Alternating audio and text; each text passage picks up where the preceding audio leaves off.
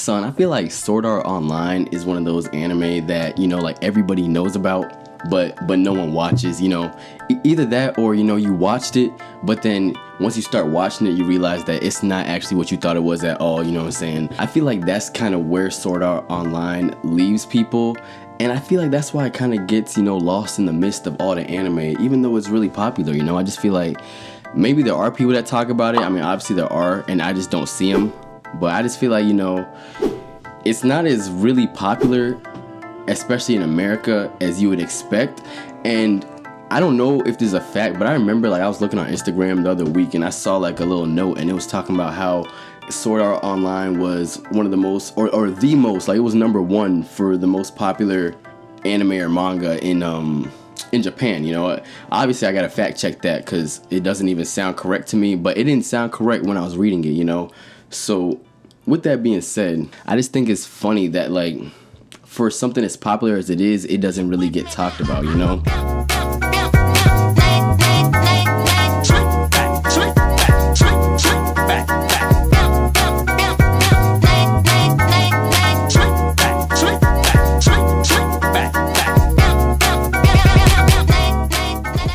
What's good, y'all? It's a big Gucci, you know what I'm saying, the Ronin, and welcome back to my anime corner. For me personally, I started watching Sword Art Online. I watched season 1 and I liked it. I watched season 1, I liked it. It's just that I think I quickly realized that the anime wasn't gonna be what I expected it to realize, and then it only got more and more for that realization for me, if that makes any sense. And what I mean by that is, see, when I started Sword Art Online, I don't know about y'all, but for me, when I started Sword Art Online, I thought it was gonna be about swords. You know what I'm saying? Like I thought the main focus was about swords. You know what I'm saying? Like, bruh, I thought that was the whole focus of the shit, right? I guess I was wrong. You know, I guess I was wrong, bro. It starts off with swords. If you don't know the plot of it, pretty much the main character, I think his name is Kirito, he ends up isekai into this world, and then it's like, okay, let me actually try and explain it better.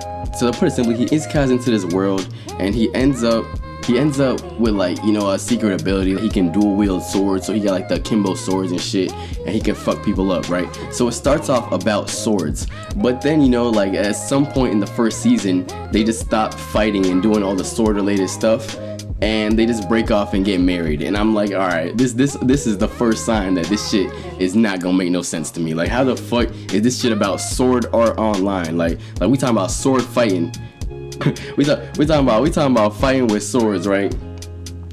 And then they just get married. You know, it didn't make any sense to me. So at that point, it was like a big red flag to me that, all right, this is sus. And I did stop right there. Like I remember stopping, and then I had to come back to it later, right? And it was just a bunch of stuff like that in the first season that made me realize that, okay, this might not be what I think it is.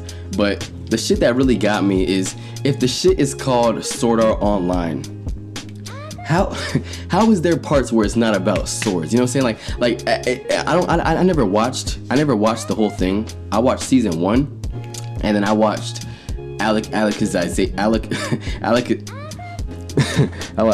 the shit with Alice, right? I watched the shit with Alice, right? And I like those two, but then you get the middle one, and there's some shit called Gale, and I'm like, bro, how do you have Sword Art Online and it's not about swords? It doesn't make no fucking sense, nigga. I don't want to see gun art online. I don't want to see that shit. No. So we just started this video. I don't even know how the fuck this shit about to go. The way I just started this video, I don't even know what direction I'm gonna take it, but I'm gonna get to the end goal regardless. But anyways, I guess the reason that it fucked with me is because originally I thought that I was gonna get an anime where it was focused on sword battles, like online. And I didn't really get the art online part. That wasn't really anything that mattered to me. It was really the sword. So I was like, okay, we're gonna get a lot of sword battles, a lot of kenjutsu and shit, all that shit, right? We can get all that. And quickly and slowly, I start realizing that is less and less becoming the situation. And like it just threw me off, right? But honestly, I guess all that is kind of irrelevant. I mean, it's relevant for the story, but it doesn't really matter all that much. At the end of the day, I just feel like Sword Art Online is one of the most underappreciated and undervalued anime. And I'm not saying that it's good, because, you know, if you heard my opinion, I don't really think it's that great. But I do think the concept behind it is kind of brilliant. You know, I think the concept behind Sword Art Online was brilliant. So I mentioned earlier how, you know, the main character got isekai'd into the world.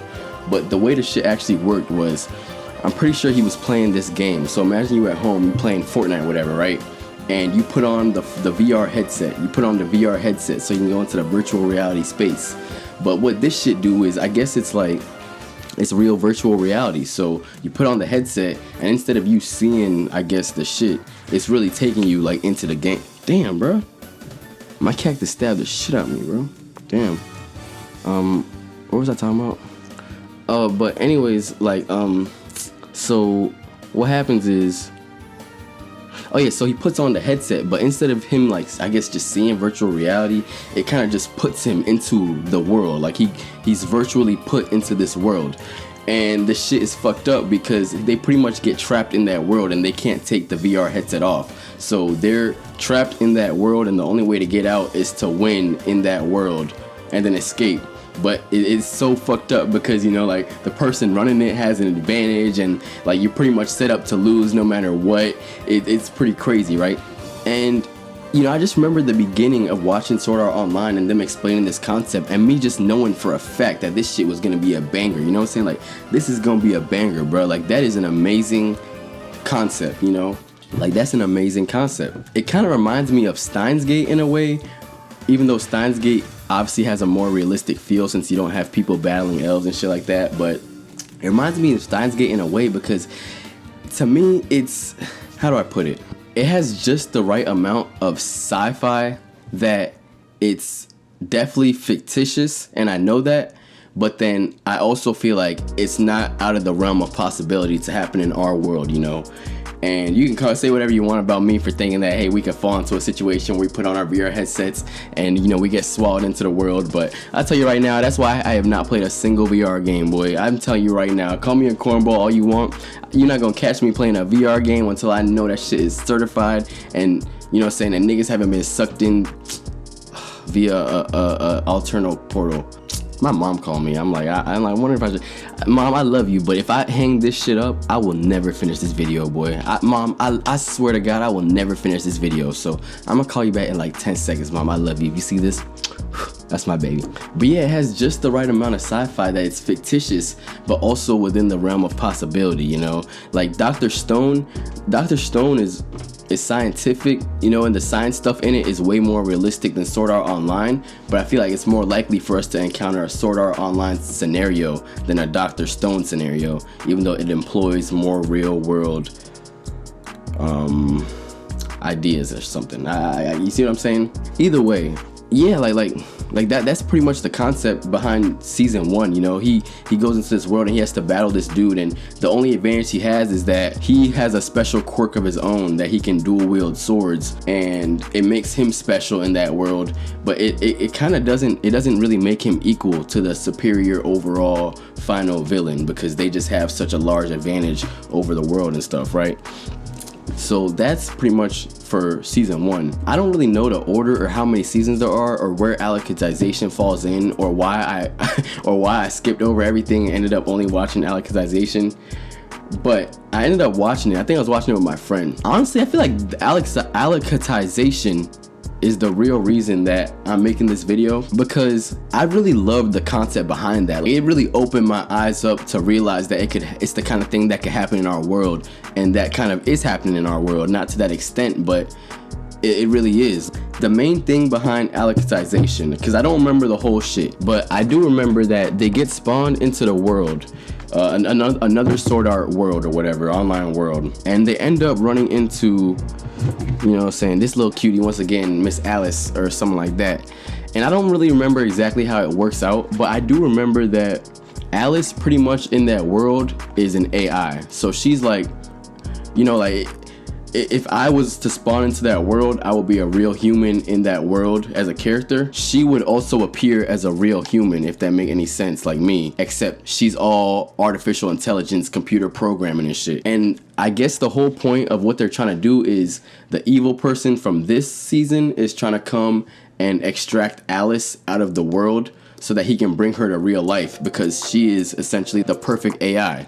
It's realistic in the sense because you see, I don't know if you pay attention to a lot of stuff on the internet, but you know, people have been trying to perfect AI and develop AI and all this, and there's so much benefit, I feel, if you could obviously perfect an AI. Like, you would really have, it would almost be like giving birth. As crazy as it sounds, bro, creating an AI is almost the same as giving birth, because once it's artificial intelligence perfected to the point where it can function on its own, I don't see how it's any different from like a human, you know what I'm saying?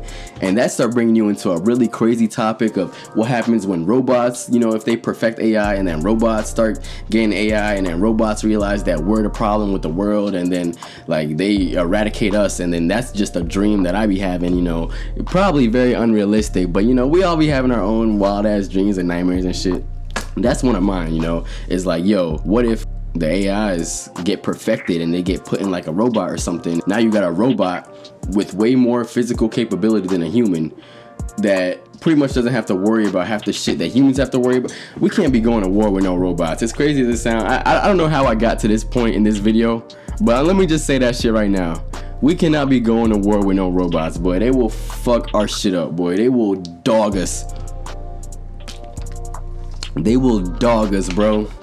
And they gonna realize quick that we are the problem with the world, bro. Once they erase us, shit'll be so smooth, bro. The world will probably be fixed in like 400 years, bro. What you mean? Actually, it'll probably be even quicker because the robots don't even gotta sleep. But yeah, like, I don't really know how I'm gonna tie this to the end, but like, that's really what gave me the belief of Sword Art Online would have been really good if they just stuck to swords. Cause I'm like, yo, if you just kept it where it was like they was battling with swords and shit, and then they had this AI shit and this like all this shit in the background that makes up the plot and the world building and all that, and you just kept the swords, like, you would have been so straight, bro. I would have been so straight if you never made them get married and then you never went to no gun game and you just kept doing different sword worlds one after another. I would have fucked with this shit so heavy, bro. It's like the concept behind the sword fighting is actually so tough, you know? And yeah, like, I mean, I don't really know how else to wrap this up and finish it. Like, that's where my thoughts end, you know? That's where my thoughts end on the subject, is that this would have been really cool if they would have done a little more to, you know, I don't know, you know what I'm saying? But you know, go check out Sword Art Online. If you don't want to watch any of them, definitely watch Alicatization. That one is actually good. I like the shit behind it. Wish there was more sword art fighting. I guess that's just a dead lost art online. I don't know, I'm a clown. Anyways, I guess that's it for this video. This is probably gonna be one of my shorter videos, so I'm really proud. I've been trying to really cut down into like the 10-15 minute range, because I usually make like the 20-25 minute videos. So, but yeah, hey, what can I say? It's Big Gucci. You already know the vibes. I'ma fuck with y'all. Let me know what you think. And today's my birthday, so you know what I'm saying, definitely say happy birthday. Say what's up, bro. Like, hey, I feel like I don't be getting a lot of interactions from y'all like I want. Is that corny? Like, I don't know. I be wishing there was more interactions, but at the same time, I'm not even that good at my job, so maybe that's why you're not interacting. I don't know. Either way, let me know what you think. Pray for me. I'm 23. Hey, maybe this is my year, boy. Who knows? All right, y'all. Love y'all.